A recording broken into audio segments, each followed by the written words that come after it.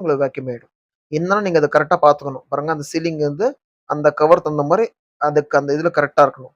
அது அவ்வளோ டைட்டா இருந்தா தான் உங்களுக்கு கரெக்ட்டா வரும் வேக்யூம். இப்ப பாருங்க ஆன் பண்ணியாச்சு. இப்ப பாருங்க வேக்யூம் டைம் கம்மியாயின்னு இருக்குது.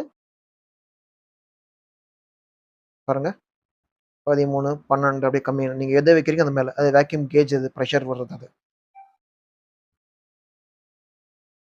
இப்ப பாருங்க சீலிங் டைமு ஆன் ஆகும். இப்ப 4, 3, 2ன்ற அந்த மாரி வேக்யூம் ஆனோனே சீலிங் டைம் ஆன் ஆகும்.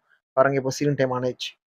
சீலிங் டைம் ஆனோனே மொத்தமா பாருங்க அந்த பிரஷர் கேஜ்ல அப்படியே மொத்தமா இழுக்கும் பாருங்க பவுச்ச. இழுத்து அந்த ஷேப் கரெக்ட்டா வந்துரும். இப்ப பாருங்க டோர் ஓப்பன் ஆயிடுச்சு. இந்த லிவர எடுத்துட்டு நீங்க டோர் ஓப்பன் பண்ணி பார்த்தீங்கன்னா, அது லிவர் எடுத்துட்டு நீங்க பார்த்தீங்கன்னா, கல்லு மாரி இருக்கும் பாருங்க. பாருங்க.